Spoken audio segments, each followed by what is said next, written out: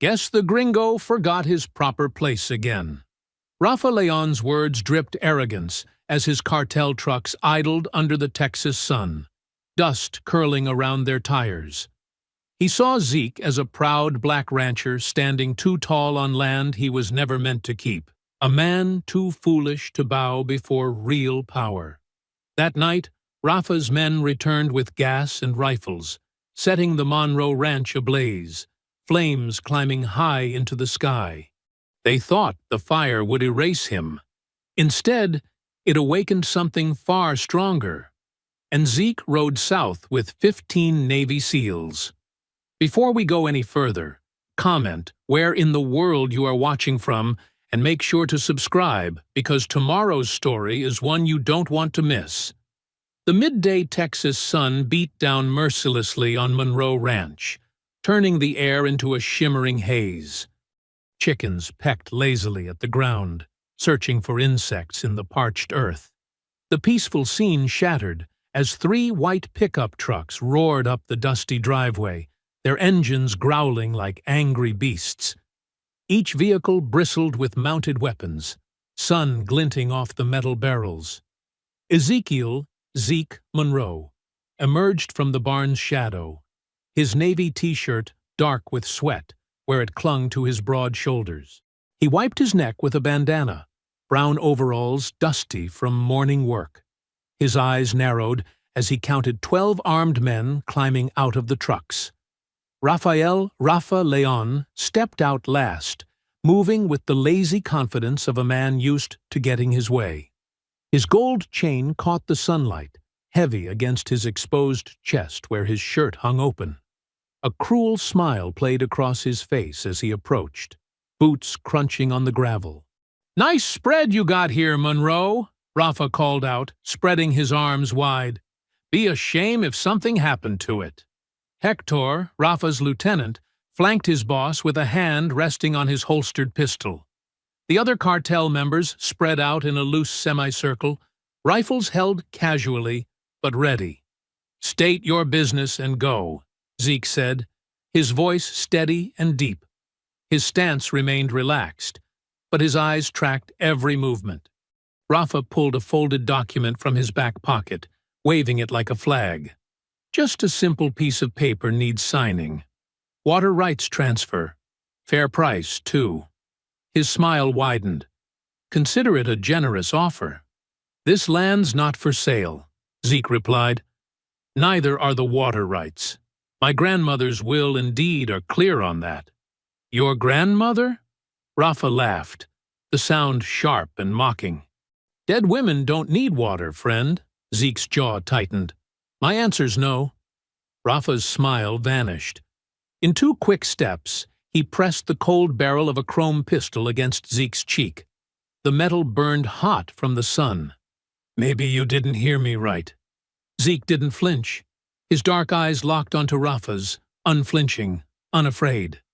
The tension crackled between them like static before a storm. A police SUV pulled up, lights off, sirens silent. Sheriff Dalton Briggs stepped out, adjusting his hat against the glare. His boots kicked up dust as he approached, badge gleaming. "Now what's all this about?" Briggs drawled, playing at confusion. His hand rested casually on his service weapon.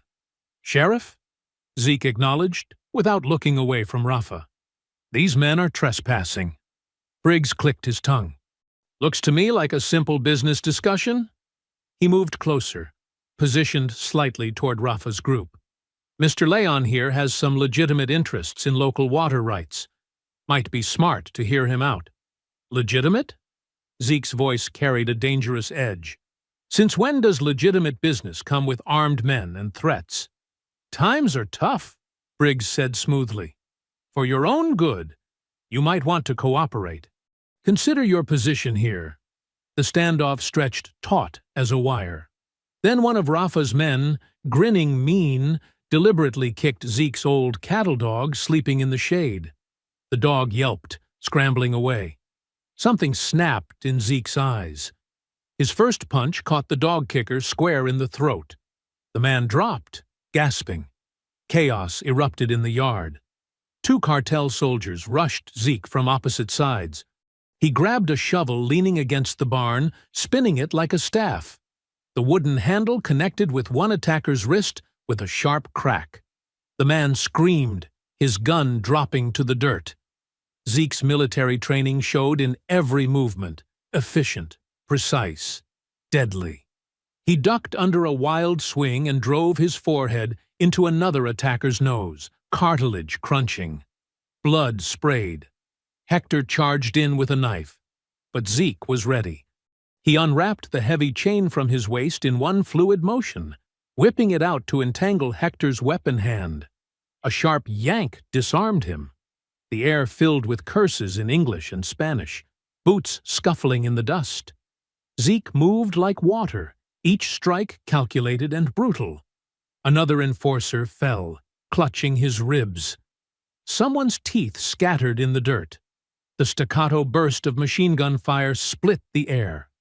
Everyone froze as bullets tore into the sky. Silence crashed down. Zeke stood in the center of the chaos, chest heaving. Blood trickled from a split lip, but his eyes burned with controlled fury. Around him lay groaning cartel soldiers, some clutching broken bones, others simply trying to crawl away. Sheriff Briggs moved in with handcuffs out, but instead of approaching Rafa or his men, he grabbed Zeke's wrists. "You're under arrest for assault and disturbing the peace." Rafa dabbed at his bleeding lip with a silk handkerchief, his smirk returning as he watched Briggs secure the cuffs. The click of metal seemed to echo across the suddenly quiet ranch yard. Through the cruiser's dirty window, Zeke watched his ranch grow smaller in the distance. His hands throbbed where the skin had split during the fight, blood drying dark between his fingers. The cuffs bit into his wrists each time the car hit a bump in the road. Sheriff Briggs adjusted his rear-view mirror, catching Zeke's eye. "You just had to make things difficult, didn't you?" He shook his head. "Could have been a peaceful afternoon." Zeke said nothing, his jaw tight. The memory of his dog's yelp burned in his mind. At the station, they led him past holding cells filled with the usual weekend drunks and troublemakers. A few nodded in recognition. Zeke had treated some of their injuries during his time as an army medic. The deputies pushed him into an interrogation room where Briggs was waiting, sleeves rolled up, hat on the table. "Let's talk about your choices today," Briggs began, leaning back in his chair. The fluorescent lights cast harsh shadows across his face. "Violence isn't the answer, son. Not in my county. Those men came armed to my property," Zeke stated flatly. "They threatened me. Mr. Leon came to discuss a business proposition." Briggs's voice dripped with false concern. "You escalated. Could have gotten real ugly." Through the room's window, Zeke spotted Rafa's men being quietly escorted out the back door. No cuffs, no charges, just handshakes and nods from deputies. His hands clenched involuntarily, making fresh blood well up from his split knuckles. "You'll spend the night cooling off," Briggs announced, standing. "Maybe tomorrow you'll be more reasonable." The holding cell was cold and smelled of bleach. Zeke sat on the metal bench, back straight, eyes closed. He focused on his breathing like he'd learned in the service. Slow, controlled, pushing down the anger that wanted to explode out of him. Morning brought Isabel Cruz, her heels clicking purposefully down the corridor. She wore a crisp black blazer despite the early hour, her tablet tucked under one arm. Zeke had known her since she started her legal aid clinic 3 years ago, helping local farmers fight predatory land deals. "You look terrible," she said as the cell door opened. "Let's get you out of here." At her car, she handed him a coffee and antiseptic wipes for his hands. "This isn't random, Zeke. Clay Harlow's behind it." "The developer?" Zeke dabbed at his knuckles, wincing. Isabel nodded, pulling out her tablet. "Silver Dominion LLC, his company, filed emergency environmental remediation papers yesterday. They're claiming your land is contaminated and needs immediate seizure." "That's impossible." We just had the soil tested for the organic certification. Facts don't matter to them. She showed him documents, pointing out highlighted sections. Harlow's got friends in the county offices. They'll push this through fast unless we fight back. Zeke studied the papers, his expression darkening. And Rafa? That's where it gets interesting. Isabel swiped to another screen. Someone's been busy in the property databases. Pre-filed deeds under Leon's name, backdated permits. They're building a paper trail, making it look like he has prior claim, Zeke said. Exactly. Briggs is running interference while they set up the legal trap. She touched his arm. We need to be careful. These people don't play fair. After signing release papers, Zeke borrowed Isabel's phone to call his neighbor about feeding the animals. His own phone was still in evidence, along with his wallet and keys. The station had to return them, but they were taking their time. By late afternoon, Zeke finally headed home in his dusty truck. The sun hung low and orange on the horizon, painting everything in burnt copper tones. His hands ached on the steering wheel. Isabel had wrapped them properly, but the bruising went deep. A mile from his ranch, movement caught his eye. 3 white pickup trucks were parked on a rise overlooking his land.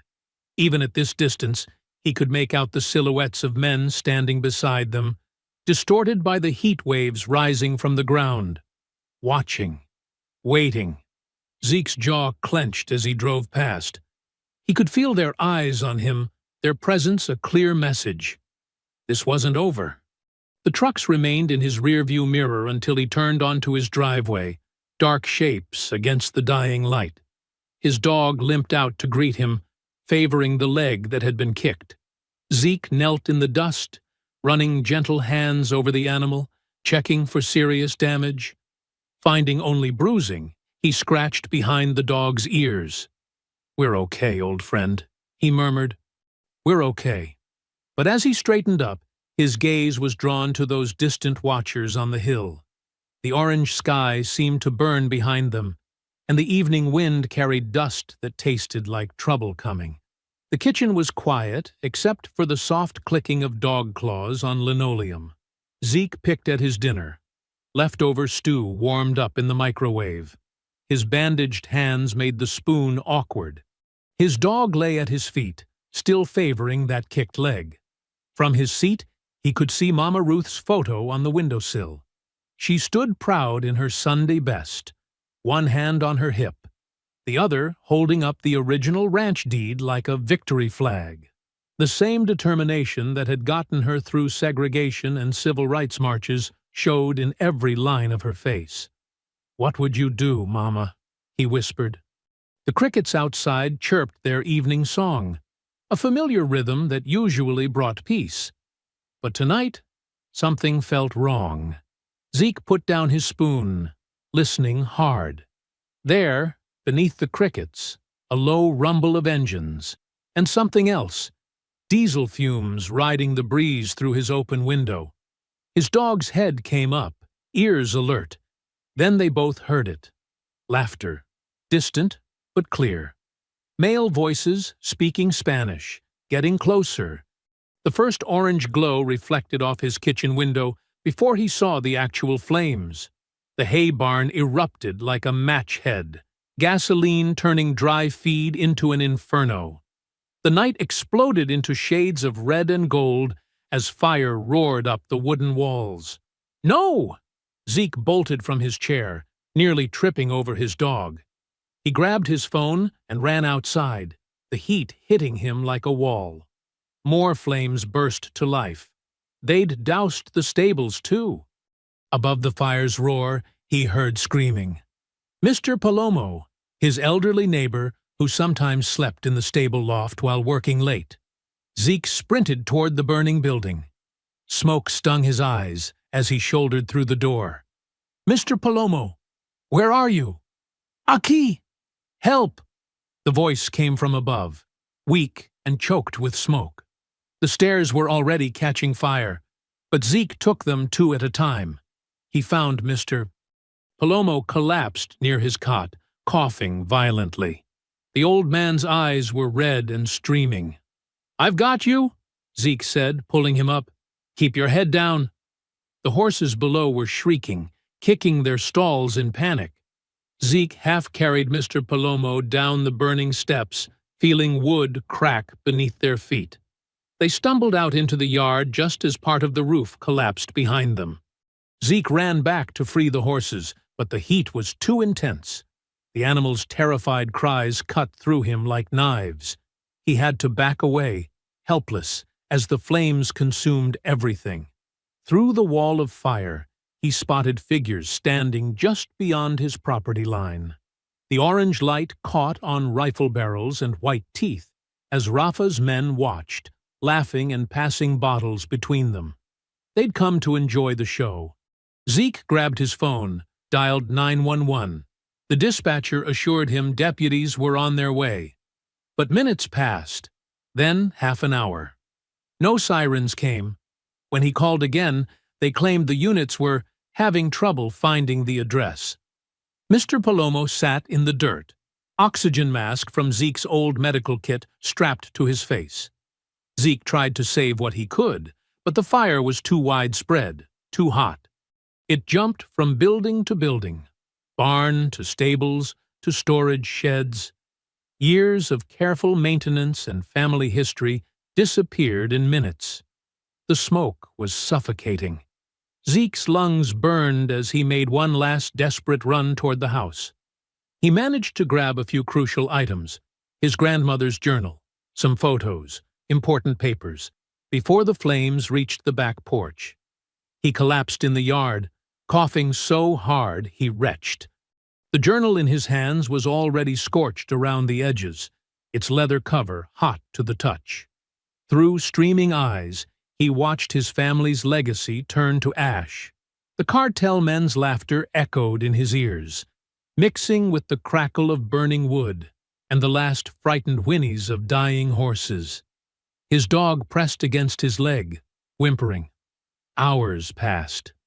The fire burned itself out as false dawn began to pale the eastern sky. Zeke hadn't moved, kneeling in the dirt where he'd fallen. Smoke rose in thin gray ribbons from the blackened ruins of the Monroe Ranch.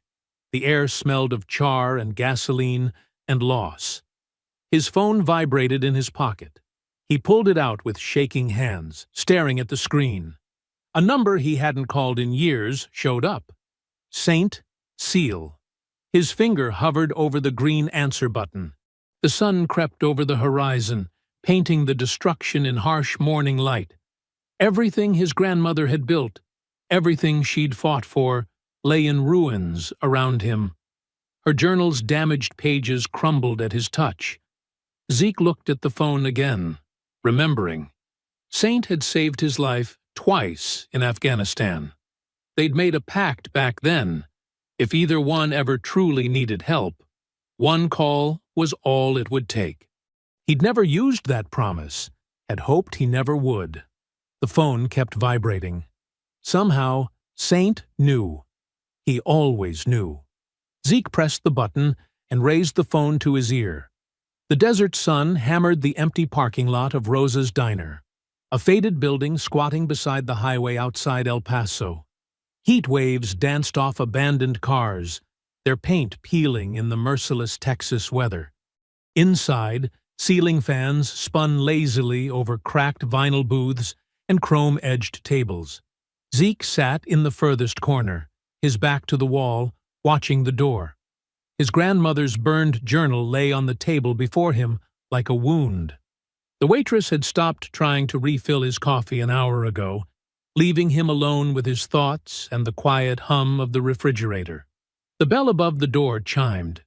A man entered, tall, Latino, mid-40s, wearing a plain black t-shirt and jeans. Silver threaded through his short-cropped hair, and old scars marked his forearms. His eyes swept the diner with practiced precision before settling on Zeke. Javier Saint Santoro slid into the booth without a word. For a long moment, the two men just looked at each other, years of shared combat history hanging in the air between them. "You look like hell," Saint finally said, his voice gravelly but warm. "Feel worse." Zeke's hands were still bandaged from the fight and the fire. The waitress approached, but Saint waved her off with a gentle smile. He pointed to Zeke's scorched journal. "Tell me." Zeke spoke quietly, laying out the whole story.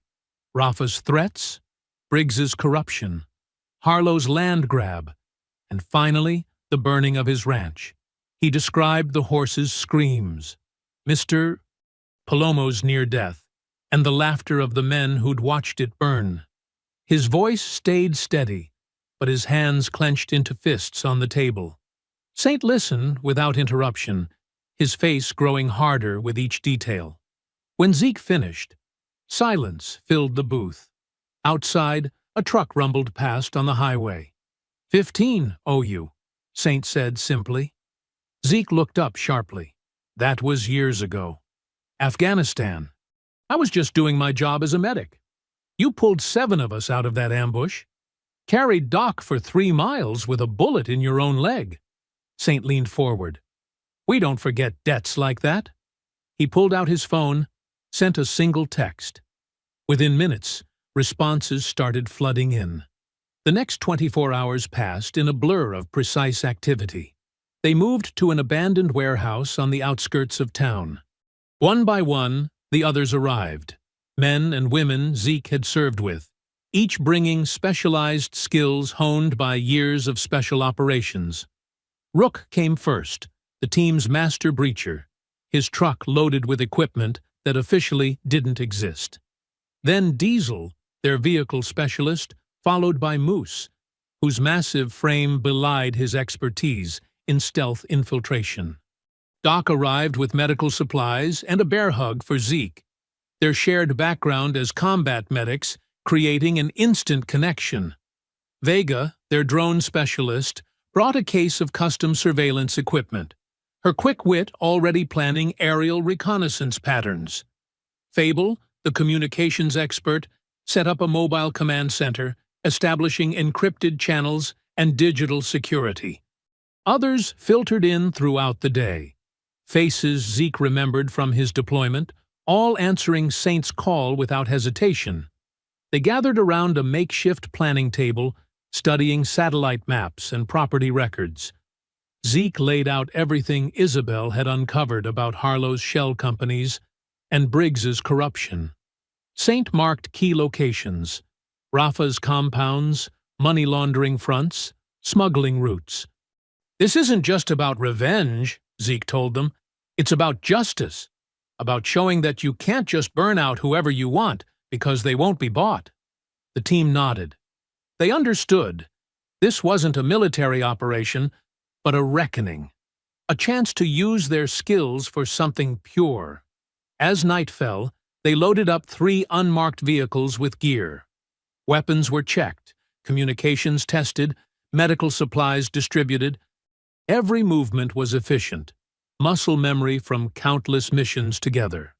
They crossed the Rio Grande under cover of darkness, using old ranch roads and dry creek beds to avoid official crossings.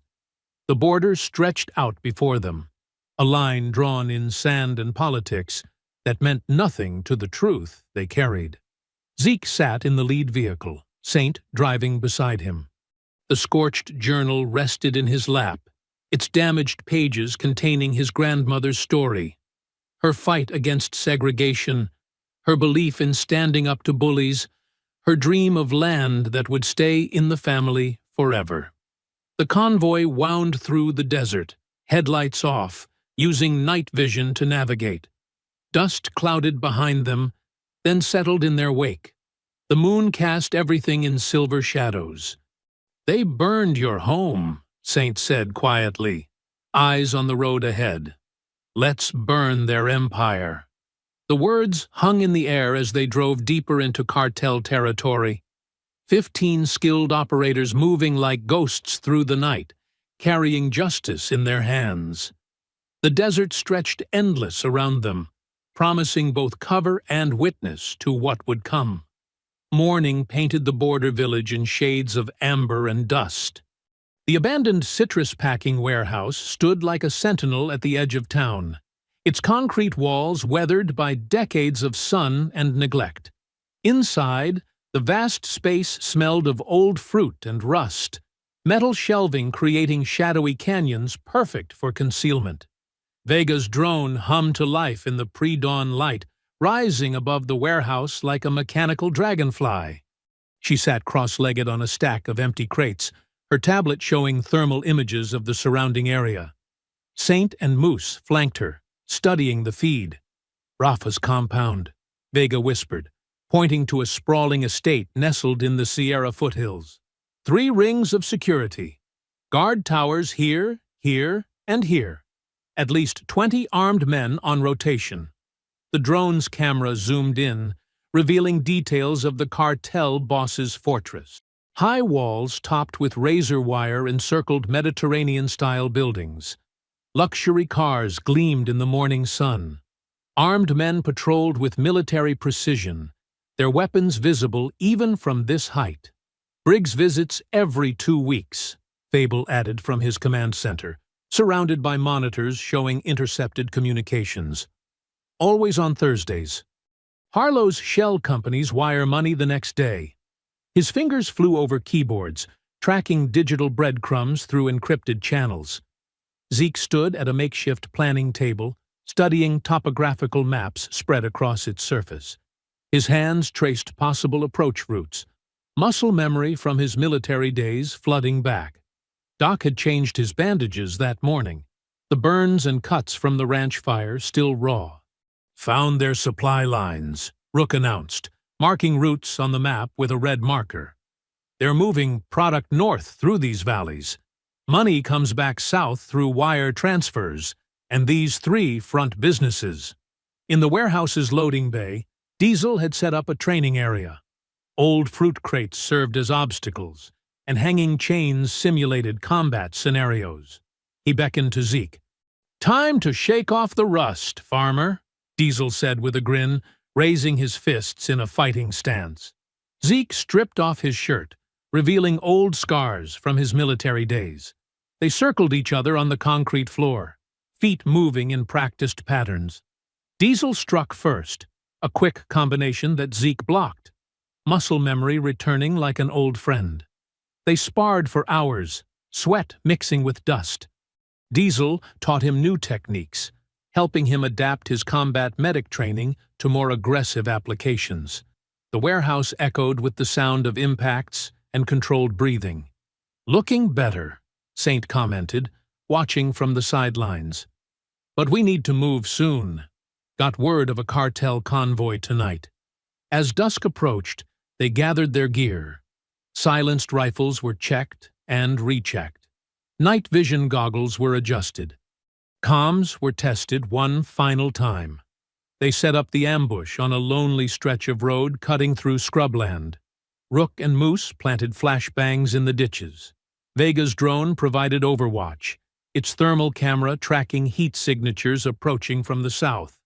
"3 vehicles," her voice crackled in their earpieces. 2 escort trucks, 1 van in the middle, 11 heat signatures. Zeke lay prone behind a rocky outcrop, his rifle steady. The desert night was cold now, stars sharp overhead. He controlled his breathing, just like Doc had taught him years ago in Afghanistan. The convoy's headlights appeared first, cutting through the darkness. They waited until the vehicles entered the kill zone. "Execute," Saint whispered. Flashbangs erupted in strobing chaos. The vehicles swerved, brakes squealing. Before the cartel men could respond, silenced rifles cracked from multiple positions. The precision was absolute. No wasted shots, no collateral damage. When it was over, they moved quickly. Diesel hot-wired the van, while others secured weapons and phones from the dead. Rook planted charges to destroy the vehicles, erasing evidence of their presence. Zeke stood over one of the bodies, a young man with cartel tattoos crawling up his neck. The same symbols he'd seen on the men who burned his ranch. Blood darkened the dust beneath him. "That's one less ghost haunting my land," Zeke said quietly, his voice carrying in the desert stillness. Back at the warehouse, Fable worked through the seized phones, Encrypted messages revealed shipment schedules, payment records, and conversations between Rafa, Briggs, and Harlow. The corruption network spread out before them like a spider's web. "Look at this," Fable called out, pointing to his screen. "Briggs is meeting Rafa tomorrow night. Something about finalizing the Monroe situation." The team gathered around the planning table as night settled over the village. Maps were updated with new intelligence. Weapons were cleaned and prepared. The warehouse hummed with purposeful activity as they prepared for their next move. Outside, an owl called in the darkness. Inside, 15 operators moved like shadows through the gloom, each carrying a piece of Zeke's justice. The night air grew cool, seeping through the warehouse's broken windows, carrying with it the promise of what was to come. San Roque's streets baked under the afternoon sun. The buildings faded like old photographs. Laundry hung limp between balconies, and local vendors packed up early when the white trucks rolled through. Music drifted from the cantina. Ranchera songs mixing with the sound of glass clinking and muted conversations. The team split into smaller groups, blending in with practiced ease. Zeke and Saint entered the cantina first, taking seats at the scarred wooden bar. The place smelled of stale beer and cigarettes. A ceiling fan spun lazily overhead, doing little to move the heavy air. The waitress, young with tired eyes, brought them beers without meeting their gaze. Her hands trembled slightly as she set down the bottles. At a corner table, 3 of Rafa's lieutenants lounged like kings, their guns visible under loose shirts. Hector sat at their center, his tattooed arms spread across the back of his chair. "Hey, Princesa!" Hector called out, his voice cutting through the music. "More tequila. And try not to spill it this time, stupid girl."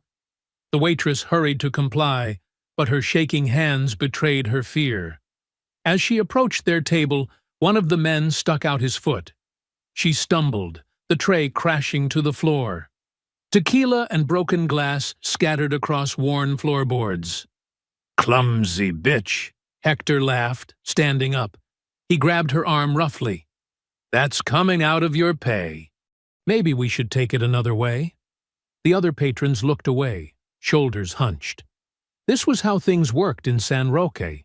You stayed quiet. You survived. But Zeke was already moving, his bar stool scraping back.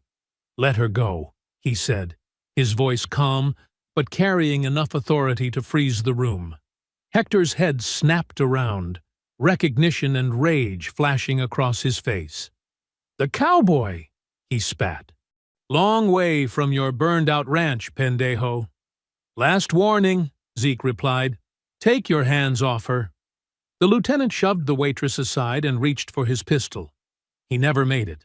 Zeke's first punch caught him in the throat, crushing his windpipe. As Hector gagged, his men surged up from the table. The bar erupted into controlled violence. Saint took down 2 gunmen with brutal efficiency, disarming one and using him as a shield against the other. Rook and Diesel appeared from their positions by the door, moving with liquid speed. A cartel soldier swung a bottle at Zeke's head. He ducked, caught the man's wrist, and drove his elbow into the attacker's face. Bone crunched. Another came at him with a knife, but Zeke trapped the blade between his palms and twisted, snapping the man's fingers. Hector recovered enough to draw his gun, but Zeke was ready. He grabbed the lieutenant's wrist, redirecting the barrel toward the ceiling as it fired. The shot deafened the room. Zeke head-butted Hector, then seized his shirt and hurled him through a nearby table. Wood splintered. Hector lay groaning in the wreckage. 20 seconds. That's all it took. 6 of Rafa's men lay broken or unconscious. No civilian casualties, no collateral damage, just precision and purpose. Vega's mini-drone hovered near the ceiling, recording everything. The footage would be online within the hour, edited to protect their operational security while showing Zeke's stand against tyranny.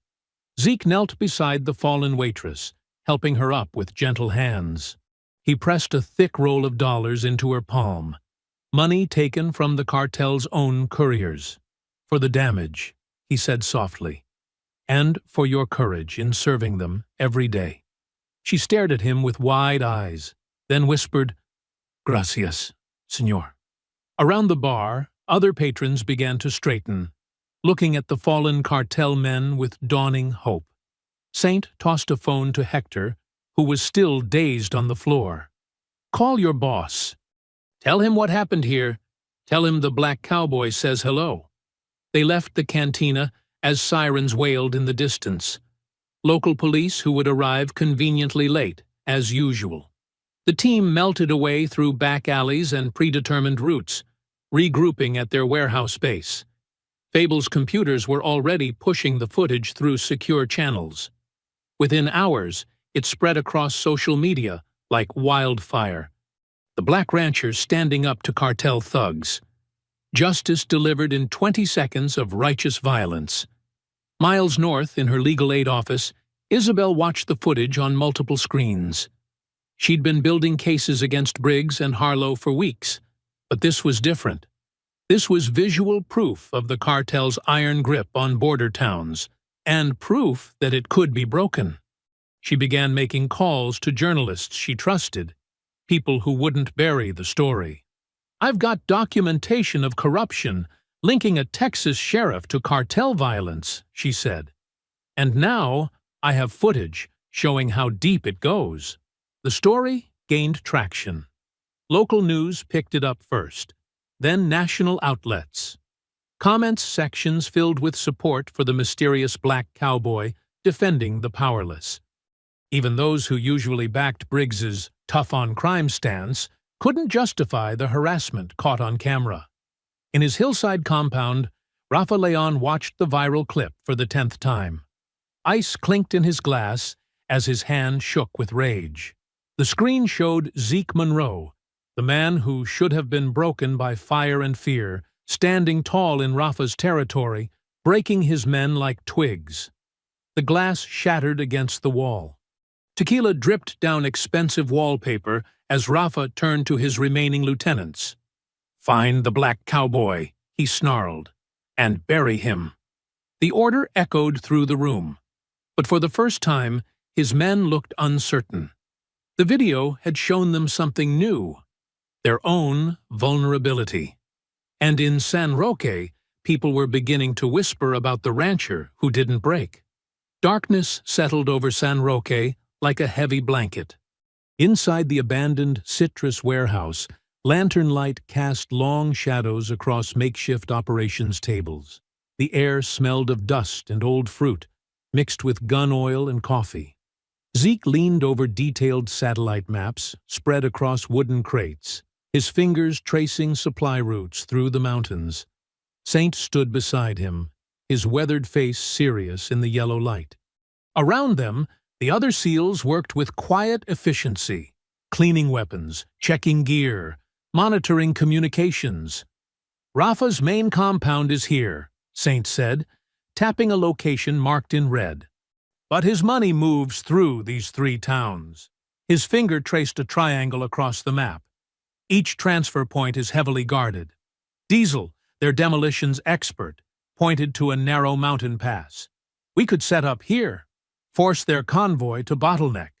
In the corner of the warehouse, partially hidden behind stacked equipment, Marcus Fable Lang hunched over his laptop. His fingers moved quickly across the keyboard, face illuminated by the blue screen glow. To anyone watching, he appeared to be doing his job, monitoring communications, maintaining their secure network. But Fable was typing a different kind of message. Subject: Monroe Operation Update to Handler 47. Status: Critical target expanding influence in border region. Local support growing after Cantina incident. Team planning aggressive moves against cartel infrastructure. Request immediate guidance on containment protocols. He encrypted the message using a buried protocol, separate from the team's normal channels. His handler's response came minutes later. Priority: Protect Asset Leon. DOJ DAA operations require his continued cooperation. Redirect Monroe team. Use extreme measures if necessary. Fable's hands shook slightly as he deleted the exchange. The weight of his secret mission pressed down on him like a physical thing. He believed in law and order, in the system. But watching Zeke work, seeing the justice he brought to forgotten places, made everything feel less certain. "Fable," Saint called out. "What's our comm situation for tomorrow?" "All secure," he replied, keeping his voice steady. "I've got repeaters set up through the hills. We'll maintain contact, even if they try to jam us." But even as he spoke, he was already coding a subtle backdoor into their communications. A way to scramble their signals at the crucial moment, make it look like cartel interference. The warehouse's metal walls creaked in the night wind. Rook and Vega returned from perimeter check, reporting all clear. The team settled into their planning rhythm, marking targets, calculating angles, preparing for the next day's operation. Zeke's phone buzzed. Isabel's name lit up the screen. "Got something," she said, without preamble when he answered. "Been digging through Harlow's shell companies. Found a pattern of payments to DEA front operations." Zeke put the phone on speaker, letting the team hear. "What kind of payments?" "Consulting fees, property purchases, all through firms that trace back to known DEA shells. But here's the weird part. The timing matches perfectly with Rafa's expansion into new territories. Every time he takes new ground, Harlow's companies make payments." Saint's expression darkened. "They're working together, DEA, Cartel, and your corrupt developer." "Bigger than we thought," Isabel continued. "This isn't just about your ranch, Zeke. They're building something, using Rafa's violence to clear the way, then swooping in with legitimate development." Fable listened intently, his stomach churning. He knew the full scope. How the DEA used Rafa to control the border drug trade, keeping smaller cartels out while feeding intelligence up the chain. It was ugly, but it was policy. And now Zeke's crusade threatened to expose everything. While the team focused on Isabel's call, Fable quietly accessed a separate system. He began uploading doctored shipping manifests, purchase orders for restricted weapons, all carefully crafted to implicate Zeke's operation. Just enough evidence to justify a federal crackdown if needed. "We hit their money tomorrow," Zeke declared after ending the call. "Cut off Rafa's cash flow, force them to show their hand." The team nodded in agreement, but Fable saw the plan unraveling before it began. His manipulated data was already spreading through law enforcement networks, painting Zeke as an arms dealer, a threat worse than the cartel he fought. Zeke paused in his planning, a slight frown crossing his face. Something felt off, a soldier's instinct warning him of unseen danger. He studied the warehouse shadows, the faces of his trusted team, searching for what his gut was trying to tell him. Outside, diesel engines rumbled in the distance. Cartel trucks moving north under cover of darkness, carrying money, drugs, and secrets that went all the way to Washington. The sound carried on the dry wind, mixing with the creak of old warehouse beams and the soft clicks of weapons being checked one last time. Fable closed his laptop, hiding his screen as Zeke walked past. They exchanged nods, a gesture of trust that felt like acid in Fable's throat. Tomorrow's mission loomed before them, heavy with the weight of betrayal not yet revealed. Dawn painted the sky in shades of purple and orange, the sun not yet visible over the eastern hills. In a dry riverbed carved deep into the earth, Zeke lay prone behind a cluster of sun-bleached rocks. His rifle scope swept the dirt road above, waiting. Beside him, Saint checked his watch. 5 minutes, he whispered. The team was spread out along both sides of the riverbed, hidden in natural shooting positions. Diesel and Rook on the high ground with 50 cal rifles. Vega and Doc in the brush below with med kits and breaching charges. the rest positioned strategically, creating a perfect kill box. Fable's voice crackled in their earpieces. Convoy approaching from the south. 4 vehicles. 2 lead trucks. Money in the middle van. Rear security. The sound of engines grew louder. Dust clouds appeared on the horizon. Zeke steadied his breathing, feeling the familiar calm of combat settle over him.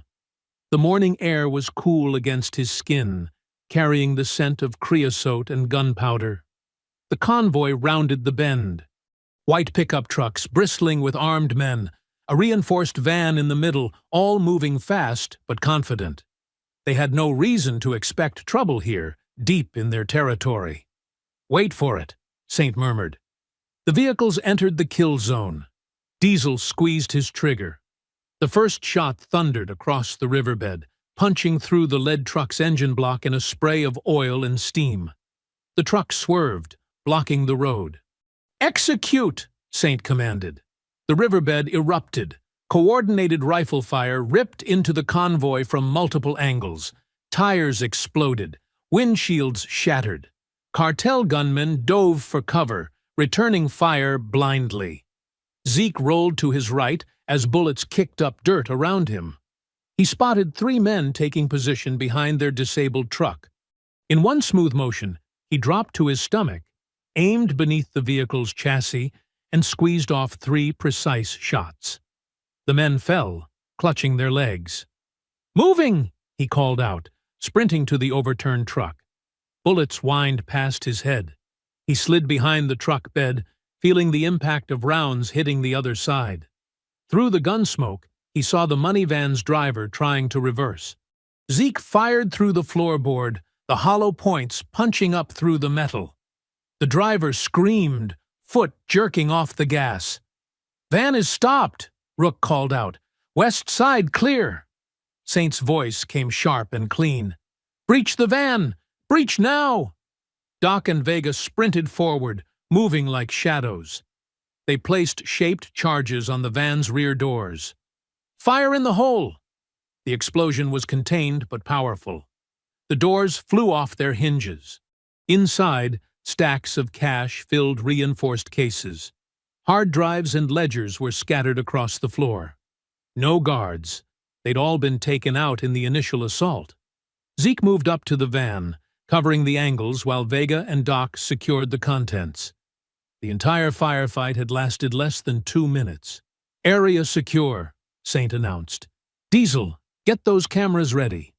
They dragged the cases into the morning light. The money was bundled in neat stacks: dollars, pesos, euros. Millions in cash.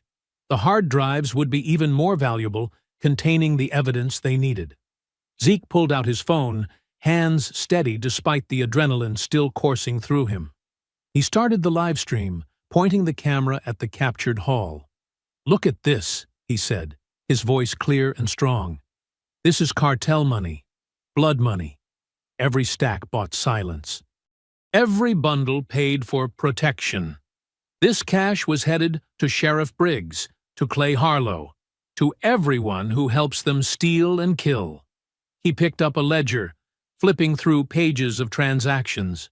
"Here's the price list for corruption. 20,000 to ignore a murder. 50,000 to burn down a ranch. 100,000 to make evidence disappear." The viewer count climbed rapidly. Comments flooded in. People were sharing the stream, tagging news outlets. "They thought they could hide in the dark," Zeke continued. "Thought money would keep everyone quiet. But here's the truth in the sunlight." Saint gathered the hard drives while the team secured their prisoners, all wounded but none fatally. They wouldn't die today, but they would talk. Diesel poured accelerant over the empty vehicles. "Ready when you are." Zeke ended the stream but kept recording as they set the convoy ablaze. Black smoke rose into the morning sky, a signal visible for miles. The team moved quickly, loading their evidence into their own vehicles. The wounded cartel members were zip-tied and left in the shade with water. Someone would come for them eventually. As they prepared to move out, Saint clasped Zeke's shoulder. You just made yourself the most hunted man in Texas." The sun finally crested the eastern hills, flooding the riverbed with golden light. The burning vehicles cast long shadows across the ground, smoke twisting up into the cloudless sky like black serpents. The sun hung low over San Roque, painting the adobe walls in deep orange. Market vendors packed their stalls, while children kicked a soccer ball in the dusty square. The evening air carried whispers of El Vaquero Negro, the black cowboy who had humiliated the cartel. Zeke sat with Saint at an outdoor cafe, both wearing plain clothes to blend in. They watched mothers hurrying their children home, old men playing dominoes, and the subtle signs of a town living under fear. "Words spreading fast," Saint said, sipping his coffee. "Your riverbed video hit 500,000 views." "Look at their faces," Zeke replied quietly. "They want to believe someone's finally standing up, but they're scared." A group of teenagers passed by, sneaking glances at Zeke. One boy raised his fist slightly, a subtle gesture of support. Zeke nodded back. The peace shattered with the roar of engines. 3 black SUVs screeched into the square, cartel soldiers leaping out with red gas cans and weapons. People scattered as the men charged toward the community center where children had been having art classes moments before. "Contact!" Saint barked into his radio. "All teams, converge on the square." The first Molotov cocktail arced through the air, smashing through a window. Flames erupted inside the building. Screams filled the evening as more firebombs followed. Zeke sprinted toward the chaos, Saint covering him. Through his earpiece, he heard the team responding, moving into position around the square. A young teacher stumbled out of the burning building, coughing, leading 3 terrified children. Zeke grabbed them, pushing them toward safety, as Doc appeared to provide medical aid. "Second floor!" someone shouted. More children were trapped upstairs. Diesel and Rook engaged the cartel soldiers with precise shots, driving them back from the building. The gunmen retreated behind their vehicles, returning fire wildly. Zeke spotted one arsonist breaking from the group, trying to circle around with another firebomb. He charged after him, tackling the man through a ground-floor window in an explosion of glass and flames. They hit the floor hard, rolling. The gas can clattered away. The arsonist, barely more than a teenager, swung a knife. Zeke blocked, twisted, and slammed the boy's wrist against the floor until the blade fell. "Move, and you die," Zeke growled, pinning him down. Outside, the firefight intensified. The SEALs had the cartel men surrounded. Vega and Moose were already inside, evacuating the upper floor. Zeke dragged his captive out through the broken window, keeping him in a tight hold. The boy struggled until Zeke tightened his grip. "Start talking," Zeke demanded. "Who ordered this?" The arsonist spat blood. "Go to hell." Saint appeared with a phone, already streaming live. "Better answer him, kid. Whole world's watching now." Zeke forced the boy to his knees. "Tell them who sent you to burn down a building full of children. Rafa will kill me." "I'll kill you faster," Zeke said, his voice ice-cold. "Start with Sheriff Briggs. Tell them how he lets you operate."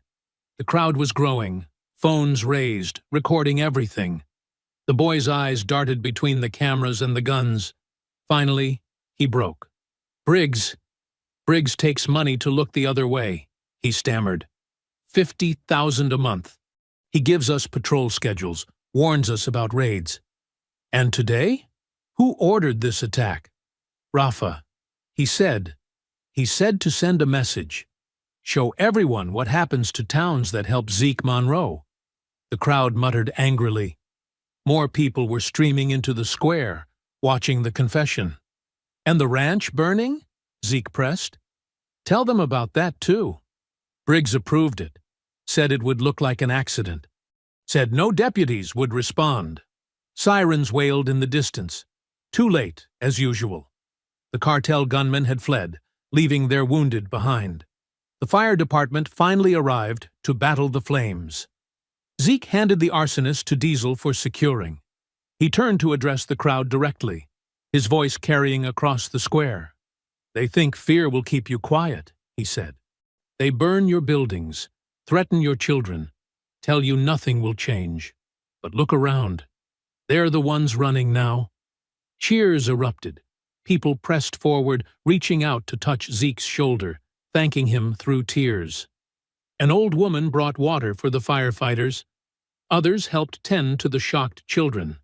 The community was coming alive, fear giving way to anger and resolve. Saint ended the live stream as local police arrived. They looked uncertain, caught between protocol and the clear mood of the crowd. One young officer actually saluted Zeke before pretending to be busy with crowd control. "Get the wounded clear," Zeke ordered his team, "and make copies of every video. The world needs to see this." The sun had set completely now. The community center still smoldered, but volunteers were already planning repairs. Children drew chalk messages of defiance on the square's pavement. Hope, fragile but real, bloomed in the gathering dark.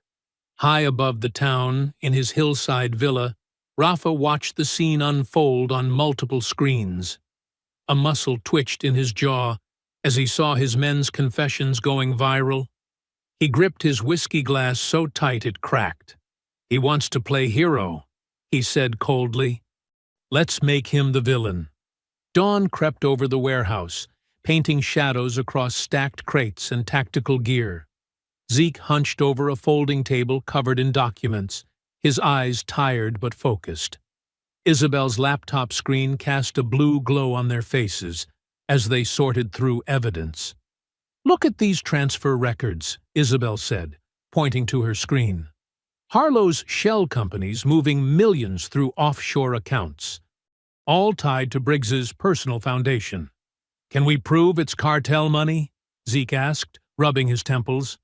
"Better." Isabel pulled up another document. "These geological surveys show lithium deposits under your ranch, dated 3 months before the first threats started." Their planning session was interrupted by Fable, who entered carrying his communications gear. His movements seemed twitchy, nervous.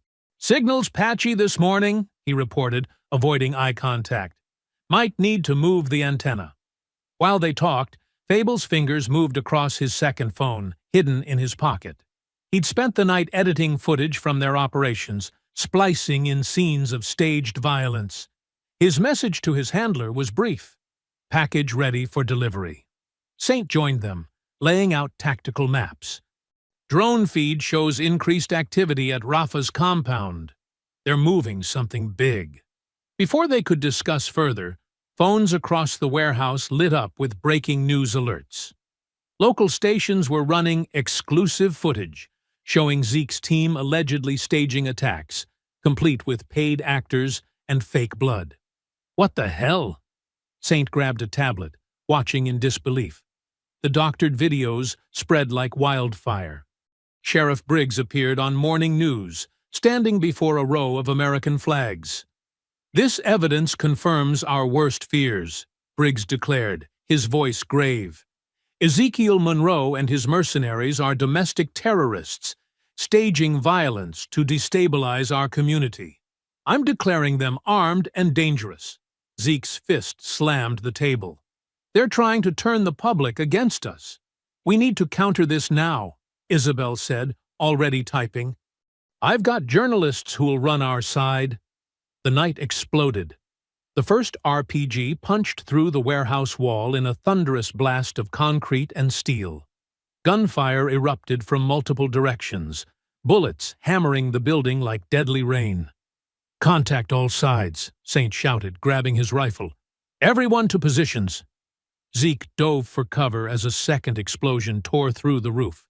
Through the smoke, he saw figures in tactical gear breaching the east entrance, some wearing cartel colors, others in federal tactical uniforms. "They're working together," he growled, returning fire. Doc and Vega were manning the north corner when a grenade bounced through a broken window. Doc shoved Vega aside, but the blast caught them both, sending them sprawling. "Men down!" Diesel called, laying down covering fire. "We need extraction!" Zeke fought his way to the wounded. Doc clutched his bleeding leg while Vega struggled with a shoulder wound. The air filled with tear gas. "Tunnels!" Saint ordered, directing the team toward their escape route. "Move now!" They'd prepared for this, having mapped the old smuggling tunnels beneath the warehouse. Rook and Moose carried the wounded, while others provided covering fire.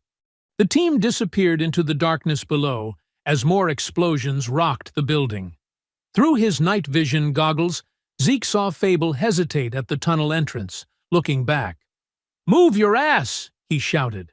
They navigated the narrow passages, the sounds of combat growing distant. Behind them, boots thundered through the warehouse above. Then came a sound that made Zeke's blood run cold. Rafa's voice, commanding his men to search everything. "Sir," one of the team called back. "Found something, some kind of old book." Zeke's heart stopped. Mama Ruth's journal. In their rush to evacuate, he'd left it with their intel cache. "No!" He turned back, but Saint and Diesel grabbed him. "Building's lost," Saint hissed. "We move, now!" They emerged from the tunnels into gray morning light, 2 miles from the warehouse. Smoke rose from the building in thick black columns. Police sirens wailed in the distance. The team regrouped in a dry creek bed. Doc worked through the pain to treat Vega's wounds, while others set up a security perimeter. Isabel made urgent calls to sympathetic reporters, trying to counter Briggs's narrative. Zeke stood apart, his chest heaving with rage and grief. The journal had been his last connection to Mama Ruth, filled with her wisdom and the truth about their land. Now, Rafa had it. His fist crashed into the earth once, twice, again. Blood streaked his knuckles. When he spoke, his voice was raw. "They took my past," he growled, dirt and ash coating his face. "Now, I'll take their future." The others watched in silence as their leader wrestled with his fury. They'd lost their base, their evidence, and precious blood. But looking at Zeke's face, they knew this defeat would only feed the fire of what was to come. Doc finished bandaging Vega's shoulder. "We need better cover to treat these wounds properly." "I know a place," Isabel said quietly. "An old mission church. Father Martinez helps people disappear from the cartels?" Saint nodded. "Move out in 5. Stagger our trail. Use the creek bed for cover." As the team gathered their remaining gear, Fable hung back, thumbing his phone nervously. His handler's last message glowed on the screen. "Phase 1 complete. Maintain cover. Do not break contact." The morning sun climbed higher, promising another day of dust and heat. But for now, the survivors of the warehouse raid could only focus on the next step, the next breath, and the weight of everything they'd lost. Rain hammered against the tin roof of the mountain safe house, a steady drumbeat matching Zeke's heartbeat as he sat alone by lamplight. His fingers traced the charred edges of his grandmother's journal, most pages now reduced to ash. The few surviving fragments spoke of her struggles. Fights against land grabs, marches for voting rights, confrontations with men in badges who thought their power was God-given. "Your land is your voice, boy," one passage read. "They'll try to silence both." The door creaked open, bringing a gust of wet wind. Isabel hurried in, her raincoat dripping, clutching a waterproof document case to her chest. Her eyes held an urgent light. "You need to see this," she said, spreading papers across the wooden table. "I went through every record of your grandmother's final years. Found something interesting.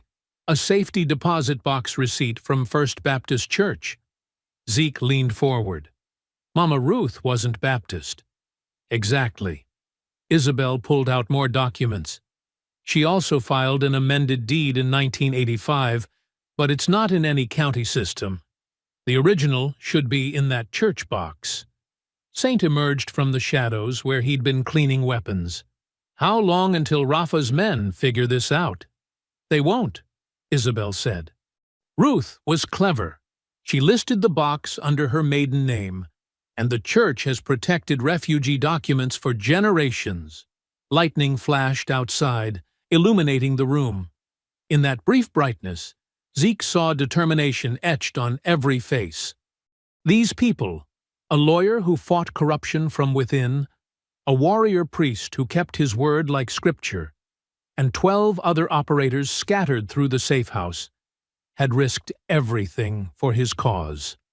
"We move now," he decided, standing, "before the storm gets worse." The church stood dark against the stormy sky, its bell tower a black finger pointing accusingly at the heavens. Father Martinez met them at the side door, his weathered face grave as he led them through candlelit corridors to the vault beneath the sanctuary. "Your grandmother," he said to Zeke, "she knew things would get worse before they got better. Said some truths need to age like wine before they're ready to be tasted." The lockbox contained a leather portfolio, its contents preserved in plastic. Isabel spread them carefully on a stone table while Saint kept watch at the stairs. Zeke's hands trembled as he opened the first envelope. The original deed was there, its anti-dispossession clauses intact. Legal language that made the land impossible to seize without direct Monroe family consent. But beneath it lay something more explosive, a microcassette, and a stack of sworn testimonies from 1988. "Play it," Isabel whispered, setting up a portable recorder. A voice crackled through decades of silence. The previous sheriff, Howard Briggs, Dalton's father. He spoke of protection money, of looking the other way while Mexican heroin moved north, of a woman in Juarez who bore him a second son. "Rafael Leon," the voice confessed. "My boy, same age as Dalton. His mother named him, raised him wild while I raised his brother to wear a badge. God help me, I've created 2 kinds of monsters." Zeke's mind raced. "Briggs and Rafa are brothers." "Half-brothers," Isabel corrected, pulling out a birth certificate. "Both sons of a corrupt sheriff who thought he could control both sides of the border. One legitimate, one hidden. Both rotten to the core." The truth hit Zeke like a physical blow. This wasn't just about his land or even the cartel's power. This was about legacy, about how corruption flowed through bloodlines like poison, about powerful men who thought they could play both sides of justice. "Your grandmother knew," Father Martinez said softly. "She kept these secrets until the right moment, until someone strong enough could use them." More papers emerged. Bank transfers showing Howard Briggs funding Rafa's early criminal enterprise, photos of both brothers at secret meetings, and finally, a letter from Mama Ruth herself. "To whoever reads this," Zeke read aloud, his voice thick with emotion, "know that evil grows best in shadow. Bring it into the light. Let truth be your weapon and justice your shield." The storm raged outside, but in the vault's silence, the team gathered around Zeke. They saw in his face the weight of understanding and the steel of resolution. Doc spoke first. "Those bastards burned your home, thinking they'd erase your history. Instead," Diesel added, "they just revealed their own." Moose laid a heavy hand on Zeke's shoulder. "Command's yours, boss." "How do we play this?" Zeke looked at each face in turn. Warriors who'd followed him into fire, a lawyer who'd dug through decades of lies, a priest who'd guarded truth like sacred flame. This evidence wasn't just leverage, it was ammunition for a reckoning. Saint stepped forward, his expression hard as granite. "We finish this. Tonight." Thunder cracked overhead like artillery fire, and the candles flickered in the vault. In that moment, holding his grandmother's final gift, Zeke felt her presence as clearly as the rain beating against the church stones above. The old barn creaked in the dying storm, candles casting dancing shadows across weathered wood. Zeke stood before a makeshift planning table, really just planks on sawhorses, where satellite photos and blueprints of Rafa's hilltop compound spread like a paper battlefield. The 15 gathered around him, their faces grim in the flickering light. "Tomorrow night's charity gala," Saint said, tapping the villa's main entrance. "Annual fundraiser for border community development. Really just a money-laundering front." Rook, their intelligence specialist, stepped forward. "Guest list includes cartel allies, corrupt officials, and genuine philanthropists who don't know better. Perfect cover for the operation." "And perfect leverage," Isabel added from her laptop station. She'd set up a command center in the corner, multiple screens glowing with data streams. Every dirty handshake in one room. Diesel unfurled architectural plans stolen from the municipal office. 3 access points. Main entrance here, service entrance through the kitchens, and Rafa's private garage underneath. Security will be heavy, but split between watching the guests and protecting the compound. "What about the catering crew?" Zeke asked, studying the kitchen layout.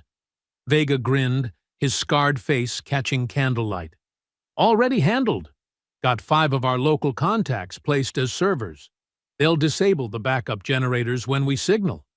Doc, arms still bandaged from the warehouse attack, pointed to the surrounding hills. "Drone coverage shows blind spots in their perimeter. We can insert through the olive groves here and here." "And the guest list?" Saint looked to Isabel. She nodded, typing rapidly. "Hacked their event management system. Added our covers as minor real estate developers from Monterey. They're expecting new money. Won't look too close." Moose, their demolitions expert, laid out a set of small devices. Modified flashbangs. Less bang, more flash. Won't risk the civilians, but they'll disorient security long enough. "Comms?" Zeke turned to Fable, still unsure about trusting him after recent events. "Encrypted mesh network," Fable replied, not meeting Zeke's eyes. "Each team self-contained. Isabel's command van will have override capability." The plan took shape in the candlelight. Teams of 3 would insert from multiple angles. Isabel would coordinate from a nearby ridge, ready to broadcast everything live. Local police were mapped, their response times calculated. Every contingency had a counter. "Remember," Zeke said, his voice carrying through the barn, "this isn't just about revenge. It's about truth, about showing the world what happens when power goes unchecked." He pulled out the evidence from the church vault, the birth certificates, the confessions, the proof of decades of corruption. "We're not just hitting a cartel boss. We're exposing a system that lets men like Rafa and Briggs think they own justice." Saint nodded slowly. "The truth hits harder than bullets." "Speaking of truth," Isabel interrupted, "I've got media contacts ready. Once we start broadcasting, every major network will pick it up. No one can bury this story." The team broke into specialized groups, checking equipment. Breaching charges were prepared, communications tested, medical kits verified. Each operator moved with the precise economy of long experience. "No masks," Zeke declared, watching them work. "No mercy, but no killing unless we have to. We're not them. We're what stops them." "Rules of engagement?" Doc asked, packing extra trauma supplies. "Subdue and secure," Saint answered. "These aren't soldiers we're facing. They're bullies with guns. Hit hard, hit fast, but keep it clean." Rook brought up thermal imaging of the compound on his tablet. Kitchen staff changes over at 7. First guests arrive at 8. We move at 9 when the party's in full swing. "What about Briggs?" Moose asked. "He'll be there." "Let him come," Zeke said grimly. "Let him see his brother's empire fall.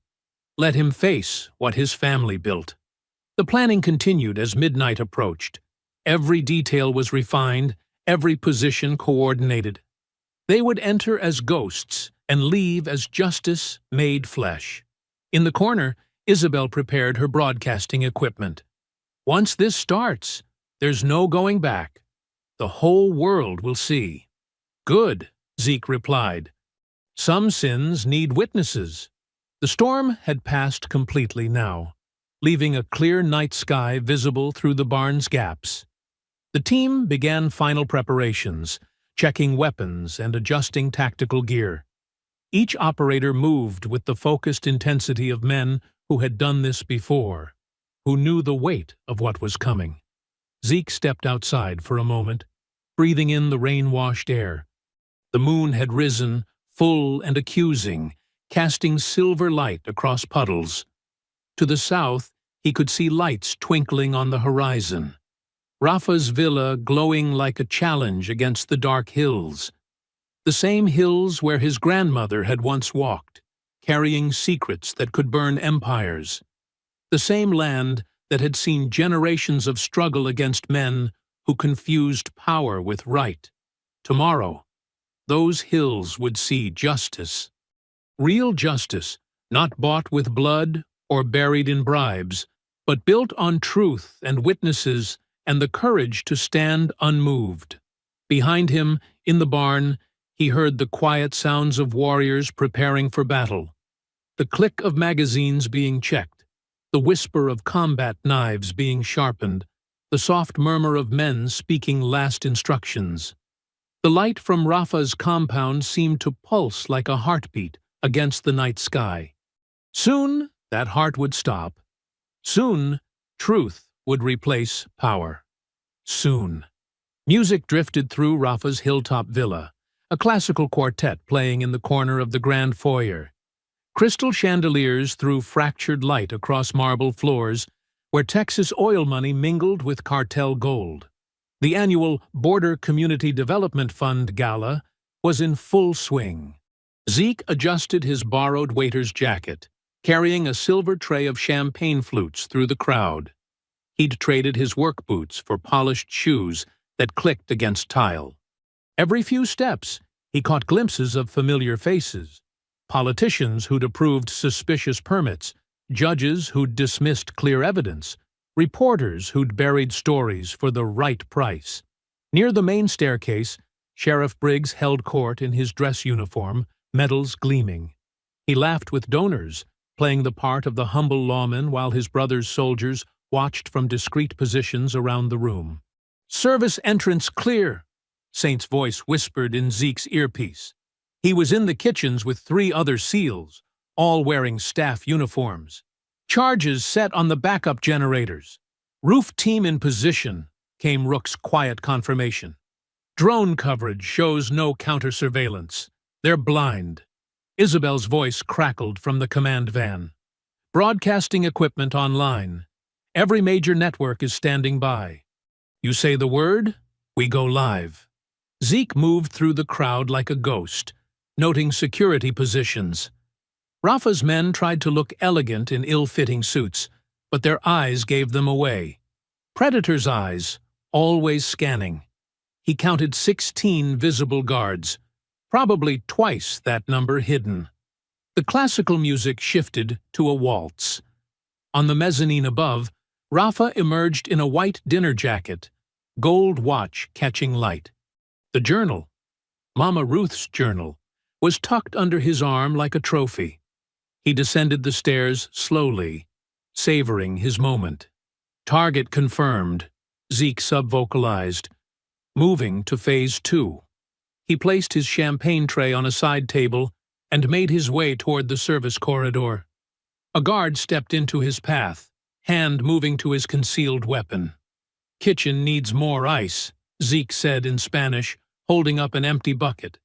The guard hesitated, then nodded him through. In the kitchen's controlled chaos, Saint and the others had already subdued the real staff, zip-tied and secure in the walk-in freezer. Smoke grenades lay hidden in champagne crates, ready for deployment. 60 seconds, Isabel announced. "Feeds are hot." Zeke took position by the main doors. Through the windows, he could see Diesel's team on the perimeter, disguised as valets. Moose's breaching charges were in place on the power junction boxes. 30 seconds, Saint counted down. God's watching, brother. Make it clean. The classical music reached a crescendo. Rafa was speaking now, thanking his distinguished guests for supporting border communities. The irony would have been funny if it wasn't so violent. 10 seconds, Isabel said. Cameras ready. 5, 4, 3, 2, execute. The villa plunged into darkness. Before anyone could react, smoke billowed from strategic points around the ballroom. The quartet's music died in confused squeaks. Screams erupted as flashbangs thundered through the space. Zeke moved fast, night vision active. 2 guards went down before they could draw. Precise strikes to throat and temple. Saint's team surged from the kitchen, targeting security positions mapped during recon. Clear! Clear! Clear! The confirmation calls came rapid-fire through comms as teams secured their sectors. Guests stampeded toward exits, only to find them controlled by disguised SEALs. The smoke created chaos, but the team moved through it like sharks through dark water. Each operator had specific targets. The corrupt judge trying to hide behind a column, the developer reaching for a panic button, the dirty cops fumbling for their weapons. Briggs bellowed commands, his authority crumbling as he realized he'd lost control. He drew his service weapon, but Rook's team was ready. A precision shot from a beanbag round dropped him, gasping. "Primary target moving," Doc called out. "Rafa's heading for the ballroom," Zeke pursued through smoke-filled corridors. 2 cartel soldiers emerged from a side door. He took them down hard, bones cracking against walls. Their expensive suits didn't help them fight any better than street clothes. Another guard swung a submachine gun around. Zeke caught the barrel, twisted, and drove his knee up. The weapon clattered away as its owner folded. No shots fired, just the wet impact of fist on flesh, boot on bone. He could hear Rafa ahead, shouting orders in Spanish and English. The ballroom doors were just ahead. Ornate wooden panels carved with hunting scenes. Fitting. Saint's voice came through his earpiece. "Be advised, hostiles regrouping in the ballroom. Count at least 8 armed." "Acknowledged," Zeke replied, catching his breath. "Is the broadcast live?" "Affirmative," Isabel confirmed. "Whole world's watching. Make it count." Through the doors, he could hear Rafa's voice rising in anger. The journal, his grandmother's journal, would be there. The physical proof of generational theft and corruption, held by the man who'd burned his home. Zeke rolled his shoulders, centering himself. The smoke was starting to clear. Gunfire flickered from somewhere in the villa's east wing. One of the teams dealing with resistance. He moved to the ballroom entrance, hearing Rafa bark orders to his remaining men. This was the moment everything had built toward. All the pain, all the loss, all the long nights planning would end here. The doors loomed before him. Beyond them waited Rafa, the journal, and the kind of justice that couldn't be bought or buried. Zeke took one last breath and moved forward. The ballroom doors burst open. Gunfire flashed in the darkness. The ballroom erupted in chaos. Shards of crystal rained down as the first chandelier crashed to the marble floor, sending guests scrambling. Emergency lights cast everything in a hellish red glow. Smoke curled through the air like angry ghosts. Rafa stood at the center of it all, Mama Ruth's journal clutched in one hand, a curved knife glinting in the other. His white dinner jacket was stained with someone else's blood. 8 of his men formed a protective circle, weapons drawn. "You should have stayed in Texas, farmer," Rafa sneered, tossing the journal aside. It slid across the polished floor, leaving a trail of loose pages. Zeke moved like water, ducking under the first guard's wild swing. His elbow connected with the man's throat. Another rushed him with a knife. Zeke caught his wrist, twisted until bones cracked, and used him as a shield against two more attackers. The fight turned brutal. Bodies slammed into gilt-edged mirrors. Blood sprayed across oil paintings worth millions. Zeke fought with cold precision, each strike calculated from years of training. 3 guards went down in seconds. A 4th got lucky. His blade opened a long gash across Zeke's forearm. Blood soaked his borrowed waiter's jacket. The guard grinned, then gurgled as Zeke's boot crushed his windpipe. "Hold him!" Rafa shouted to his remaining men. "I want this myself."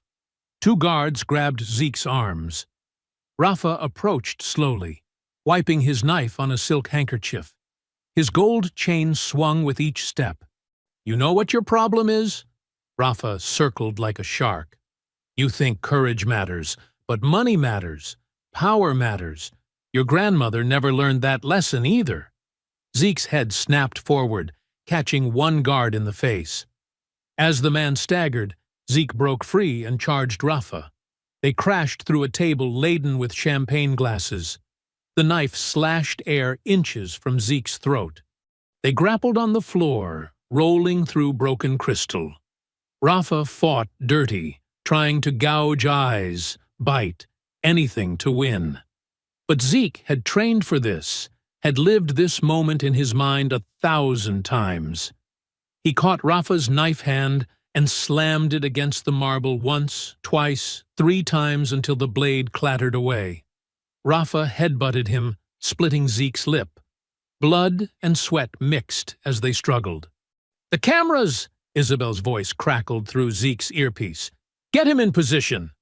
With a roar, Zeke lifted Rafa bodily and drove him down onto the marble. The impact knocked the wind from the cartel boss.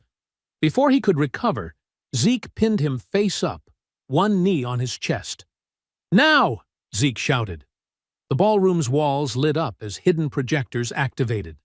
Every surface became a screen, displaying evidence in high definition: bank transfers, property deeds, sealed court documents. Rafa's empire of corruption laid bare. Saint appeared, dragging a zip-tied fable. The communications specialist looked terrified, his expensive tactical gear now just a prisoner's costume. "Play it," Saint ordered, shoving Fable toward a laptop. With trembling hands, Fable pulled up an audio file. A cold official voice filled the ballroom. "Asset Rafael Leon is to be protected at all costs. Monroe's investigation must be contained. Use whatever means necessary." "Again!" Zeke commanded. Fable replayed it, shoulders slumping in defeat. More SEALs entered, escorting Sheriff Briggs. The lawman's uniform was torn, his face bloody from resisting. His eyes went wide, seeing his half-brother pinned beneath Zeke. "You see that?" Zeke addressed the cameras. "Your protectors, your leaders, all bought and paid for with blood money." The walls showed more evidence: Harlow's shell companies, Briggs's offshore accounts, cartel money flowing through legitimate businesses. Years of corruption exposed in high-resolution detail. "The whole world's watching," Isabel announced. Every major network just picked up the feed. "It's trending globally." Rafa started laughing, a horrible broken sound. "You think this changes anything? There will always be more like me. More money, more power." "Maybe," Zeke replied, "but not here, not anymore." Federal agents swarmed in, followed by Mexican federal police.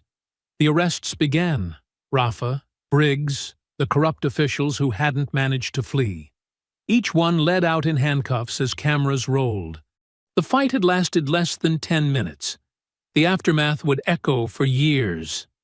Zeke's knees finally buckled. He collapsed beside one of the fallen chandeliers, exhaustion hitting him like a truck. His arm throbbed where the knife had caught him. Glass crunched under his palms. Saint knelt beside him, that familiar half-smile on his weathered face. "It's done," he said quietly. His hand found Zeke's shoulder, squeezing once. Through the broken windows, dawn was breaking over the hills. The same sun that had watched his ranch burn now rose on justice. Zeke could feel its warmth on his face, mixing with tears he hadn't realized were falling. Mama Ruth's journal lay nearby, its pages scattered across the bloody marble like fallen leaves. But the truth it contained had finally been heard. The ghosts could rest now. 2 months melted winter into spring. Dawn painted the Texas sky in watercolor strokes of pink and gold, touching everything with promise. The sound of hammers and power tools filled the morning air at Monroe Ranch, along with laughter and snippets of Spanish and English mixing freely. Zeke stood in the fresh-tilled earth of his main field, rich soil dark against his boots. All around him, neat rows of green shoots pushed toward the sun, corn, beans, and his grandmother's favorite heirloom tomatoes. The land was healing, coming back stronger after the burn. A pickup truck rumbled up the drive, Isabel's familiar red sedan right behind it. She stepped out carrying a stack of documents, her business suit a stark contrast to the working ranch. The truck bed was loaded with lumber and supplies, more volunteers arriving to help with the rebuilding. "Morning," she called, walking over. "Just got word from the federal courthouse. Clay Harlow's last appeal was denied. Everything's official now." Zeke nodded, brushing dirt from his hands. "How much did they seize?" "Nearly 80 million in assets." Isabel smiled, fierce satisfaction in her eyes. "All of it's being transferred to the Mama Ruth Community Trust. The lithium rights alone will fund scholarships for 3 generations." They walked toward the barn raising, where 24 people worked in coordinated chaos. The new structure was twice the size of the old one, built to house both livestock and community programs. Saint directed operations from the center, calling orders with the same precision he'd once used in combat. "Diesel, secure that crossbeam. Doc, we need the level over here." His voice carried over the construction din. "Looking good, people. Looking real good." Several of the 15 had stayed on, helping rebuild what fire had taken. Others sent supplies, money, or skilled workers through their networks. The brotherhood forged in war now served a different kind of justice. Near the fence line, Mr. Palomo's grandchildren helped younger kids plant a vegetable garden. They used the same heirloom seeds Mama Ruth had saved every season, passing down more than just DNA. The future grew in careful rows, tended by small hands that understood the value of roots. "Report came in on Rafa and Briggs," Isabel said, checking her phone. Federal court handed down maximum sentences, 25 years each, no possibility of parole. Their whole operation's been dismantled. 7 countries cooperating on asset seizure. And Fable? 5 years, reduced for cooperation. His testimony broke open 3 other corruption cases. She paused. "He wrote you a letter. Said he was sorry." Zeke watched a hawk circle overhead, remembering smoke and betrayal. "Keep the letter. Some things don't need words." The construction paused as Isabel gathered everyone in the shade of a half-built wall. She held up the original deed, its edges worn, but its power intact. The crowd grew quiet as she read the crucial passages, Mama Ruth's careful legal language that had protected the land through generations. This property, being held in perpetual trust for the benefit of the community. Isabel's voice carried clear and strong. "Shall never be sold, seized, or transferred without unanimous consent of the Monroe family and appointed community representatives." Cheers erupted. Someone started singing an old civil rights anthem. Others joined in, the melody carrying across fields that had seen both hatred and hope. Zeke stepped forward, uncomfortable with speeches, but knowing some words needed saying. "Thank you all. The SEALs who came when I called. The neighbors who believed when others doubted. The lawyers who fought. The workers who rebuild." He swallowed hard. "My grandmother used to say land holds memory. These fields remember your courage. Near the main gate, children worked on a large wooden sign. Their small hands carefully painted letters in bright colors. Monroe Ranch, no one's for sale. The simple words carried the weight of everything they'd fought for. The day's work continued. Women from the church brought lunch, tamales, fried chicken, and 3 kinds of pie. The meal became a celebration, people sharing food and stories in the spring sunshine. Old divisions seemed smaller now, burned away like chaff. Even the sheriff's department had new leadership. Deputies who'd once looked away now patrolled regularly, exchanging waves with ranch workers. Change came slowly, but it came. As sunset painted the sky, Zeke and Saint leaned against the new fence, watching the day's helpers head home. The rebuilt barn stood solid against the darkening sky, already housing new livestock. Tomorrow would bring more work, more healing, more growth. They thought fire would break me, Zeke said quietly, running a hand along the fresh-cut lumber. Turns out, it forged me. Saint nodded, understanding in his weathered face. They stood in comfortable silence as evening settled over the ranch. Workers' headlights traced paths home through the gathering dusk. The land stretched wide around them, fields replanted, fences mended, scars turning slowly into strength. The ranch spread out below them, reborn from its ashes. New buildings rose where old ones had burned. Fresh paint marked new beginnings. Justice had been served, not through violence, but through truth and community and stubborn hope. In the distance, lights began appearing in neighboring houses. The ranch was no longer just one family's stand against corruption. It had become something larger, a symbol, a sanctuary, a promise kept. I hope you enjoyed that story.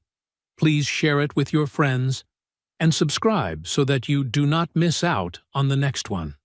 In the meantime, I have handpicked 2 stories for you that I think you will enjoy. Have a great day.